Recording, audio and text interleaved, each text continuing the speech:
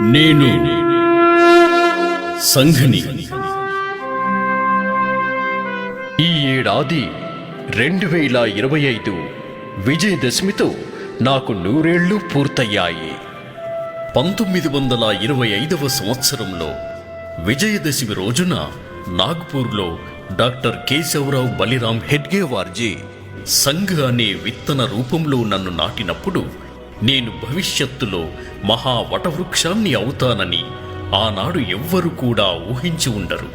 నేడు ఈ వటవృక్షము యొక్క ఎన్నో శాఖలు దేశ నిర్మాణపు కార్యంలో నిమగ్నమై ఉన్నాయి.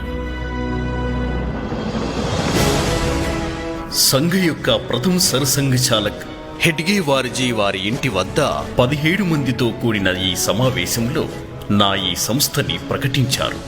ఈ సమావేశంలో హెడ్గేవార్జీతో పాటు విశ్వనాథ్ కేల్కర్, భావ్జీ గౌరే, అన్నా సహా, బాలాజీ ఉద్దార్, బాపూరావు భేది వంటి వారు ఉన్నారు. నాకు ఏం పేరు పెట్టాలో, నేను చేయాల్సిన పని ఏమిటో కాలంతో పాటు నెమ్మదిగా నిర్ణయం జరుగుతూ పోయింది. ఆ రోజుల్లో కేవలం హిందువులని ఏకం చేయాలన్నదే ఒక్కటే ఆశయం. అసలు చెప్పాలంటే సంఘ్ యొక్క పేరు అనగా రాష్ట్రీయ స్వయం సేవక్ సంఘ్ అనే పేరు సైతం 1926 ఏప్రిల్ 17న నిర్ణయించబడింది. ఈ రోజుననే హెడ్గేవార్జీని అందరి సమ్మతితో సంఘ్ ప్రముఖుగా ఎన్నుకోవడం జరిగింది. కానీ సర్ సంఘ్ చాలక్ వారిని మాత్రం 1929 నవంబర్లో నియమించడం జరిగింది.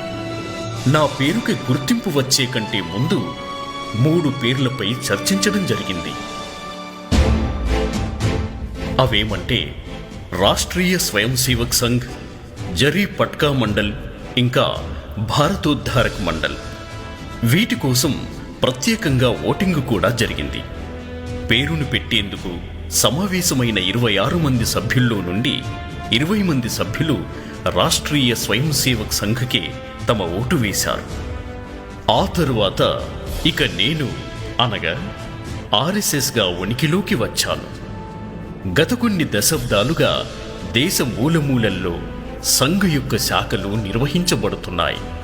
హెగ్డేవార్జీ వ్యాయామశాలలు ఇంకా అఖాడాల ద్వారా సంఘ్ కార్యాలని ముందుకు నడిపించారు.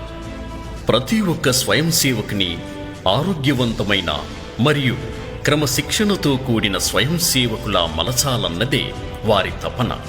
ఈ నా 100 ఏళ్ల పయనంలో నా వంటి సమాలోచనాపరులు అనుబంధ సంఘాలతో కలిసి నేటికి ప్రపంచవ్యాప్తంగా 40 దేశాలకు విస్తరించి ఉనికిలో ఉన్నాను.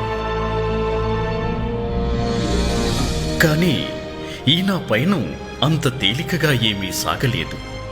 నాపై ఎన్నో ఆరోపణలు, విమర్శలు కూడా చేశారు. అంతెందుకు కొన్నిసార్లు నన్ను నిషేధించారు కూడా. ఇలాంటి సమయంలో స్వయం సేవకుల పట్ల అమానుషంగా ప్రవర్తించిన సందర్భాలు ఉన్నాయి.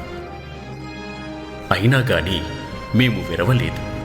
ఎందుకంటే మా లక్ష్యమే మాకు ముఖ్యం కాబట్టి. మేమంతా కూడా ఈ విషమ పరిస్థితుల్లో సమంగా ముందుకు కదులుతూ పోయాం. ఎందుకంటే మా లక్ష్యం చాలా పెద్దది కాబట్టి. సంఘకి వ్యతిరేకంగా కొందరు దుష్ప్రచారం చేసినా కూడా సమాజంలోని ఓ పెద్ద వర్గం వాళ్ళు సంఘ యొక్క సేవాభావాన్ని గమనిస్తూనే ఉన్నారు. ఇంకా వాళ్ళు నన్ను అర్థం చేసుకున్నారు కూడా.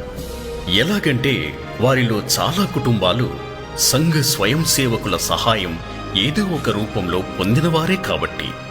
అందుకే వాళ్లలో కూడా చాలామంది శాశ్వతంగా సంఘ్ పరివారులో ఒక భాగమయ్యారు. నేను మాత్రం నన్ను స్థాపించినది మొదలు నా కార్యపథంలో నిరంతరంగా సాగుతూనే పోయా. స్వాతంత్రమైతే వచ్చింది గాని క్రూరమైన దేశ విభజన రూపంలో మాయని గాయాలయ్యాయి. ఎంచుకున్న మార్గం చాలా కష్టమైనదే. అయినా గాని నేను ఆగిపోలేదు. అప్పట్లో కూడా నా దేశం మరియు నా సనాతన ధర్మ రక్షణకై 3000 క్యాంప్స్ నిర్వహించాను. అలా నేను నా దేశ సోదరులతో కలిసి ముందుకు సాగుతూ పోయాను. 1962లో చైనా మోసపూరితంగా దేశంపై దాడి చేసినప్పుడు నా పరివారపు స్వయం సేవకులు పూర్తిగా రాజధర్మాన్ని నిర్వర్తించారు. ఇంకా తమ ప్రాణాలని పణంగా పెట్టి సరిహద్దు ప్రాంతాలకి ఆహారాన్ని చేరవేయడంలో మన దేశ సైన్యానికి సహకరించారు. దీనికి ప్రభావితులైన అప్పటి ప్రధానమంత్రి నెహ్రూ 1963లో గణతంత్ర దినోత్సవ పరేడ్లో సంఘ్ని ఆహ్వానించారు. స్వయం సేవకులు ఆ గణతంత్ర దినోత్సవ పరేడ్లో పూర్తి గణావేష్తో పాలుపంచుకున్నారు. ఇంకా దేశం పట్ల వారికి గల అకుంఠిత దీక్ష మరియు నిరాడంబరతని ఈ దేశానికి చాటి చెప్పారు. ఆ తర్వాత 1965లో పాకిస్తాన్తో యుద్ధం జరుగుతున్న సమయంలో కూడా స్వయం సేవకులు ఎంతో మహత్కరమైన బాధ్యతని భుజానికెత్తుకున్నారు. ఇలా ఎన్నో విమర్శలు, ఎన్నెన్నో అడ్డంకులను ఎదుర్కొంటూనే సంఘటన పథంలో ముందుకు సాగుతూనే పోయింది.